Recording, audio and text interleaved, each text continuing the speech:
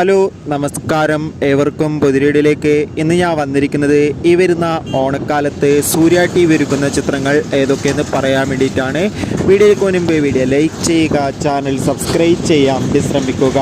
ഒന്നാമത്തെ ചിത്രമാണ് ആൻ്റണി വർഗീസ്, അർജുന അശോകൻ എന്നൊക്കെ പ്രധാന കഥാപാത്രങ്ങളായെത്തിയ അജഗജാന്തരം.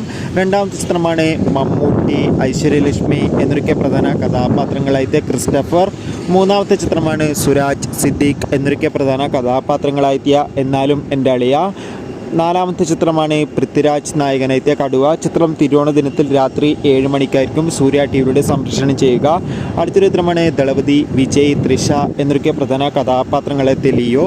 ശിവകാർത്തികേയൻ നായകനെത്തിയ ഐലൻഡ് എന്ന ചിത്രം ഈ വരുന്ന ഉത്രാട ദിനത്തിൽ രാത്രി 7 മണിക്കായിരിക്കും സൂര്യ TVയുടെ സംപ്രേഷണം ചെയ്യുക. അതോടുകൂടി അല്ലു അർജുൻ നായകനെത്തിയ അങ്ങ് വൈകുണ്ഠപുരം, മോഹൻലാൽ നായകനെത്തിയ ബിഗ് ബ്രദർ എന്ന ചിത്രവും ഈ വരുന്ന ഓണക്കാലത്ത് സൂര്യ TVയുടെ കാണാൻ വേണ്ടി സാധിക്കും.